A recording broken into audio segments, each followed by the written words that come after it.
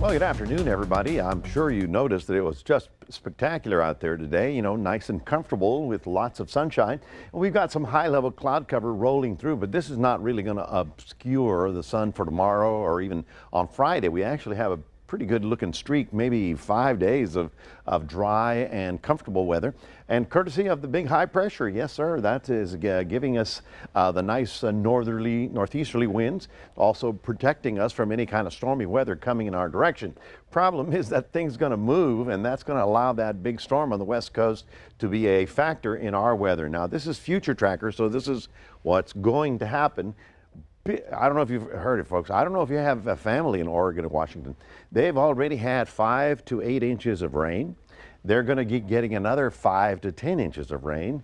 And this is going to be a 3-strike deal. We're back to where we were last year when they were getting hammered by storm after storm after storm. Well, this is number one. This one's coming through, and this one's going to be the big snowmaker for much of the western states. And then it breaks out into the plains. And while we're moving this one onshore, what's that? It's number 2 coming onshore with another day of 50, 60 mile an hour winds as they hammer onto the west coast. So we're pretty much looking at the same pattern we did last year, where vicious storms and with howling winds are going to be slamming onto the west coast. There's number 1, there's number 2, and there's number 3 out in the middle of the Pacific.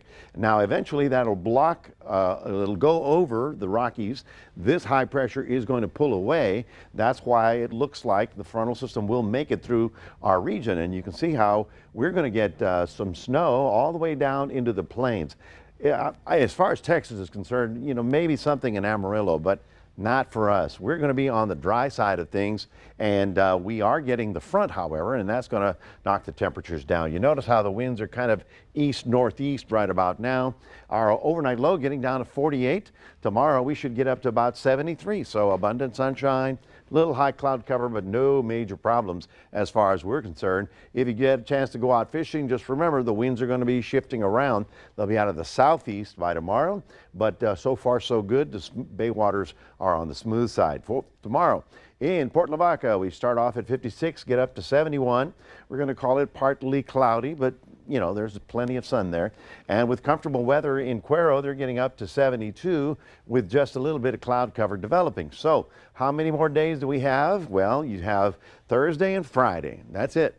We get to get your decorations up real quick, because on Saturday we're going to have a very strong southwest wind, which is going to be breezy. Then the front comes through, pardon me, middle of the day. Then by Saturday night, we get a very strong northerly wind that's going to put us on the chilly side. Looking for a 60 on Sunday and down to 38 on Monday, and it stays on the cold side. That is your 7-day forecast. Reminding everybody, we do have a QR code.